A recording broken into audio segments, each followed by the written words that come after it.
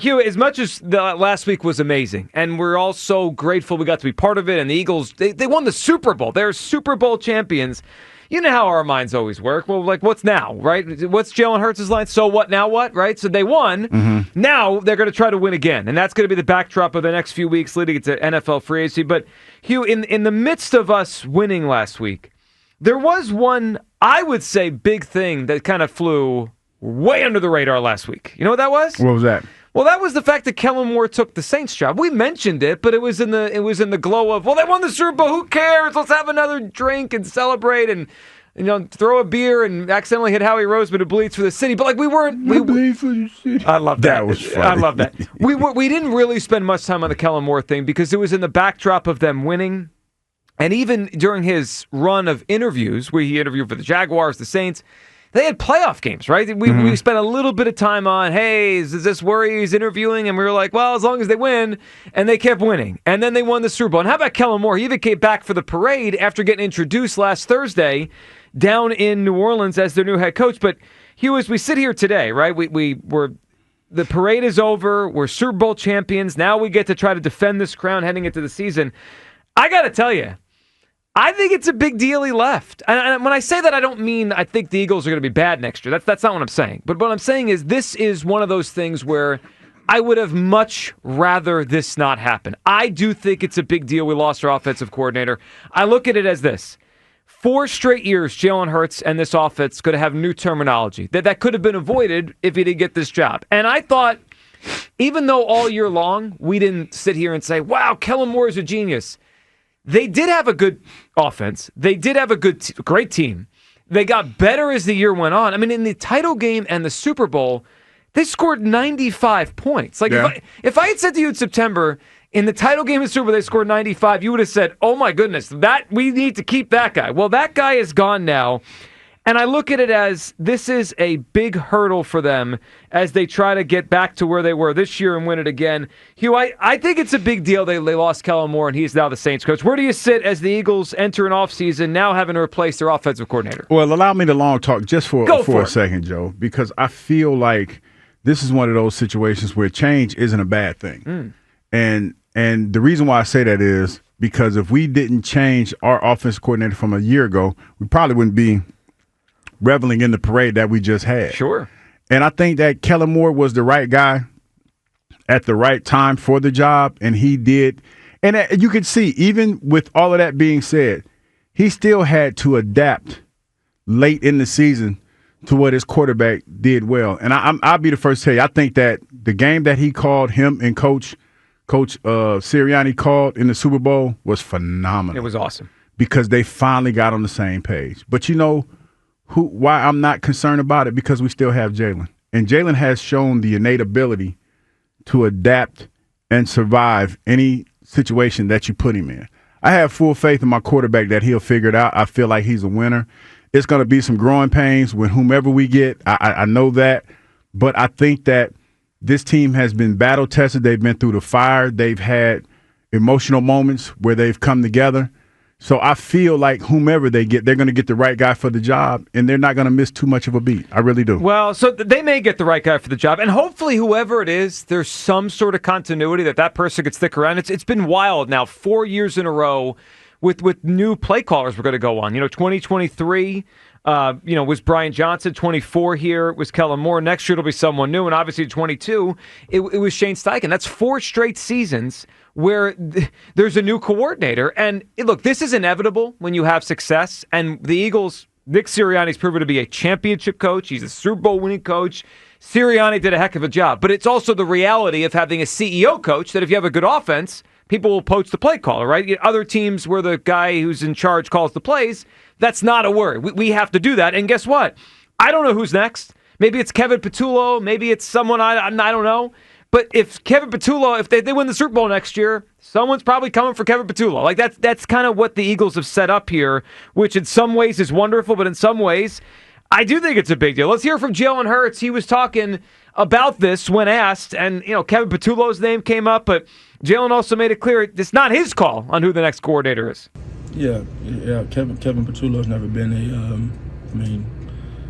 he'd have a different role, so it's hard to compare that role to this role because his job is going to demand something totally different of him. And I have a lot of confidence in him and what he's shown.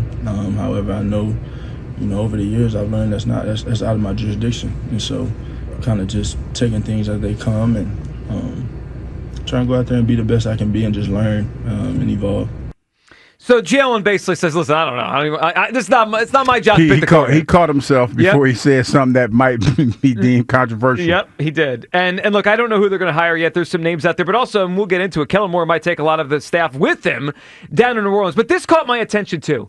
So I always, when a coach leaves, you wonder what the players really thought of him. And Kellen Moore is not a big rah-rah guy. He's not a big personality guy. He's obviously had a lot of success as a coordinator, now a Super Bowl champion, and I agree with you, Hugh. He did a heck of a job in the Super Bowl. But I saw this quote from Lane Johnson last week, and I kind of I put it away. I was like, yeah, we're not going to talk about it this week, but whenever we get to this conversation, I need to bring this up. Here was a quote from Lane Johnson talking to ESPN. They were interviewing him about the Saints getting Kellen Moore. Quote, "What matters to me is whenever he gets on the board and talks to us, you really see what type of genius he is," Johnson said. "So those actions speak louder than words, but he's able to command a room, and he's a fun personality. There's a lot of depth to him, and he lets, I guess, few people see it, but he takes up a room when he gets under there and is able to be a genius. So that's how I see it." That is twice in like 5 sentences. Lane Johnson said this guy's a genius. So there's obviously something to him. They just scored 95 points in the last 2 playoff games to win a Super Bowl. I view this as a big deal. I wish he was staying. They can't control it. Good for him. He got a job. But I do think the offseason starts with a big challenge, and that is replacing Kellen Moore. 215-592-9494. Kyle, where do you come down as the Eagles for the 4th straight season? This time, though, in a celebratory mood, get to have to replace an offensive coordinator. Yeah, Kellen Schmellen. Everything's going to be fine. There we go. I mean, they have been in the playoffs 4 seasons in a row with Jalen Hurts and 3 different coordinators. Absolutely. So this isn't also a Jonathan Gannon situation where the Eagles, this was sprung on them last second, they're surprised, and they have no backup plan here. They've known for a while that Kellen Moore was going to be out of here. I'm assuming they have some sort of contingency plan in place, and it's probably going to be Kevin Patullo, and I'm okay with that. Like, I'm not worried. The Kellen Moore thing, I never really thought his offense was eye-popping, or you never really watched a game this season and said, wow, Kellen Moore's maybe the NFC Championship game.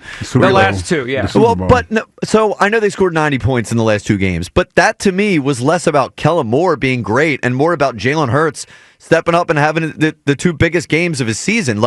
I thought the entire reason the offense didn't look great this season was mainly because of the way that Jalen Hurts was playing, and then he finally stepped up at the end of the year and had a couple great games. It wasn't really a Kellen Moore thing for me. So I'm not overly worried about the idea of losing Kellen Moore just because I wasn't overly impressed with the season that he had this year. 215-592-9494. Now, that's an interesting point that Kyle made, that the offense was, and I agree with him, Hugh, the offense a lot of this year wasn't dynamic. It was good, right? I don't think it was, we didn't come on here most weeks say bad, but it was we thought it could be more. It felt like it was anemic at times.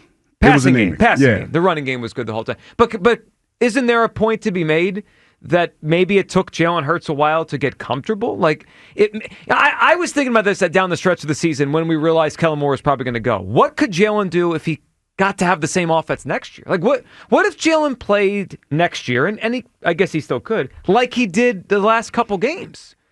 I mean, why do we have to wait, Hugh? That's what did Jalen Hurts say in the spring? He yearns for continuity. Mm-hmm. Unfortunately, he's not getting that. Well, I look at it like this.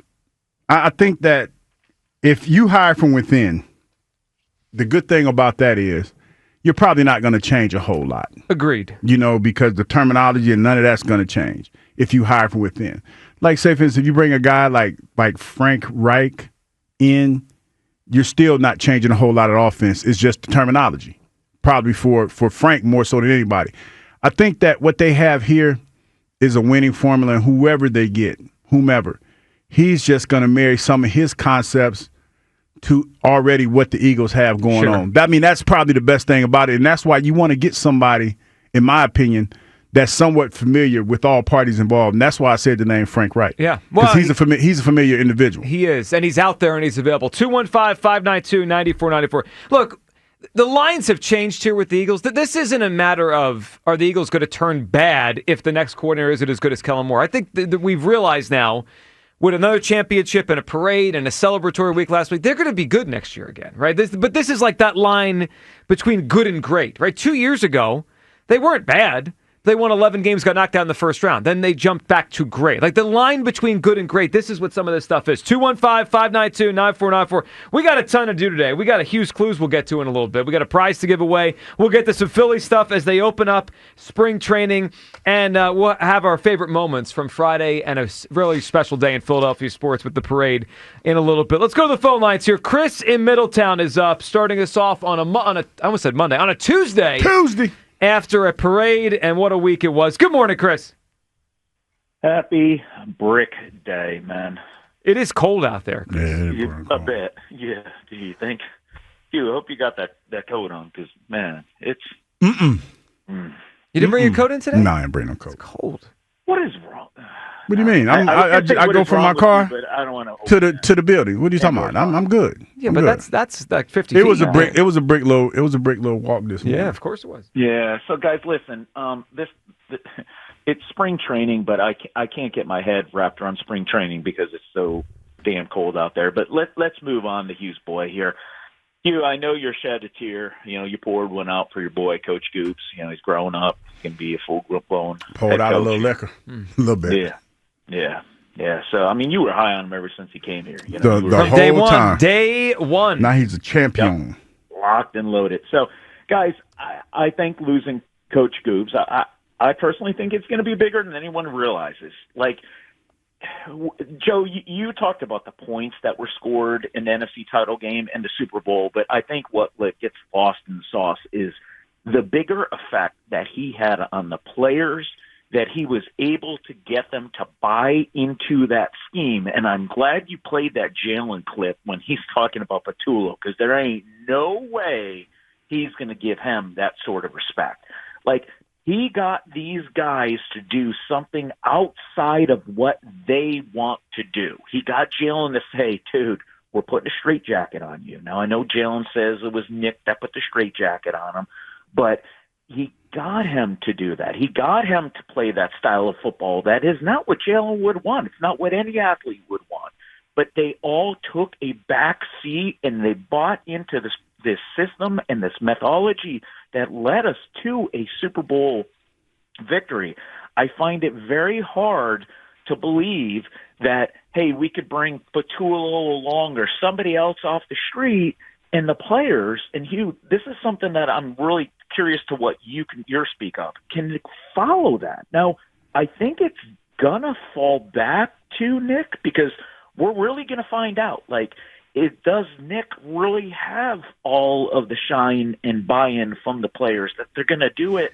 Not only do it and listen to it, but do it again. Now they got the ring, so I would think they'd be less likely to kind of toe the line, because they're kind of like, nah, now I want to grow and do what I want to do. So that's kind of well, that's an interesting question. Yeah, it's different now. Chris, we appreciate it. I mean, Hugh, last year, to offer Chris's question, last year they were coming off a down season, right? They collapsed down the stretch. They got knocked out early.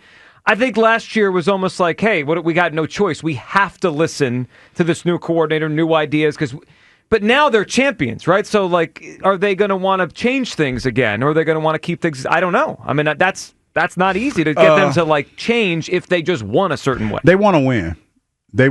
I think that would be the biggest thing. And if the changes allow for that to happen, then so be it. But you got to see results. I think that's the biggest thing when you talk about guys that play football.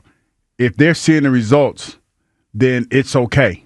You know, if you're not seeing the results, say if a bunch of stuff changes and you're not seeing the results right away, then that's probably where the problem's going to lie. Yeah, the other part, then I don't know how this is going to go yet for next year. That's going to be a challenge for whoever this next person is. Are they going to run it as much and as great next year, or are they going to have to flip the offense back to more balance? And then like that I thought that was a huge challenge this year, and they were able to do it and get everyone on the same page. Well, what if it's the kind of the opposite next year?